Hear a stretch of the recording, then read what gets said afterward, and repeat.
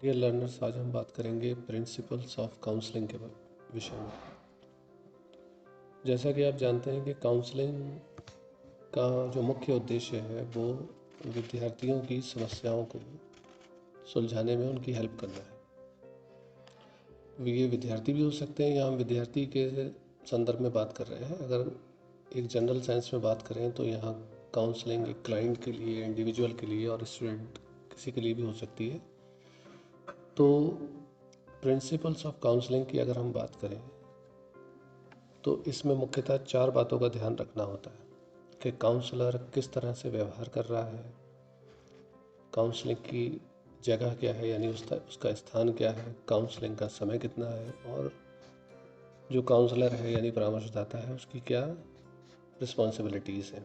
तो इन चारों को ध्यान में रखकर आज हम काउंसलिंग के प्रिंसिपल्स के बारे में बात करेंगे।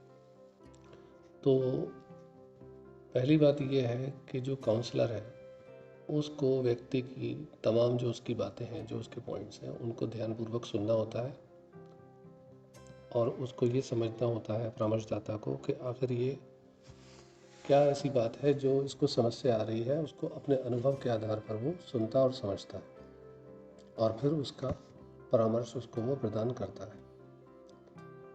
दूसरा पॉइंट अगर हम देखें तो जहाँ भी परामर्श दिया जा रहा है वो जगह शांत होनी चाहिए और बिला ज़रूरत वहाँ पर यानी कि कोई भी ऐसा अनावश्यक रूप से कोई व्यक्ति नहीं आना चाहिए या कोई चीज़ नहीं आना चाहिए। यहाँ तक कि कोई फर्नीचर इत्यादि भी जिसकी ज़रूरत वहाँ पर नहीं है वो वहाँ नहीं उपस्थित होना चाहिए।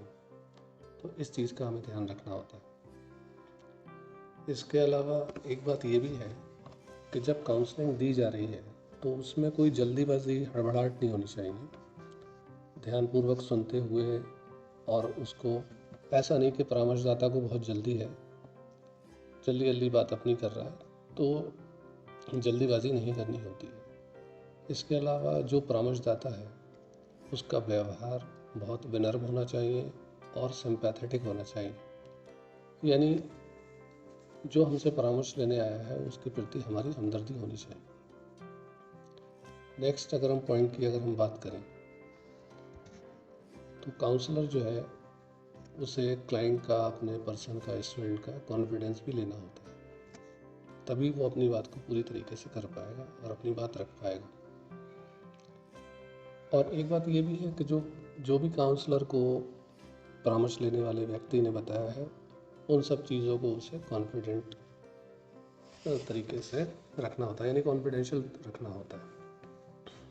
इसके नेक्स्ट पॉइंट अगर हम देखें तो ये भी है कि जो काउंसलिंग जहाँ दी जा रही है उसका रूम जो है वो बहुत शांत होगा, जैसे हमने पहले बताया, और कन्वीनियंट होगी सारी जगह। जब जितनी देर भी काउंसलिंग दी जाएगी कोई बाहरी व्यक्ति उसमें प्रवेश नहीं करेगा और काउंसलिंग की जो अवधि है वो 40 मिनट से अधिक नहीं होनी चाहिए, ऐसा विद्वानों का मानना है। आवश्यकता पड़ने पर 2, 4, 5 मिनट ऊपर हो सकते हैं। On an average 30 to 40 minutes counselling की ड्यूरेशन रहेगी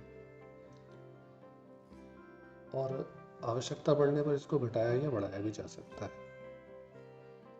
जैसा कि हमने पहले बताया कि जो भी परामर्श लेने वाले व्यक्ति ने हमें बातें बताई हैं यानी काउंसलर को, उसको किसी भी थर्ड पर्सन को, थर्ड पार्टी को रिवील नहीं करना होता, उसके डेटा को सिक्योर करके रखना होता है। और टाइम टू टाइम जैसे काउंसलिंग सेशंस चलते रहते हैं तो उन सब चीज़ों का काउंसलर को ध्यान रखना होता है कि उसमें अनावश्यक समय बर्बाद ना हो और उस डेटा को सुरक्षित रखा जाए। यही चीज़ों की बात है। आगे इसी क्रम को हम कंटिन्यू करेंगे।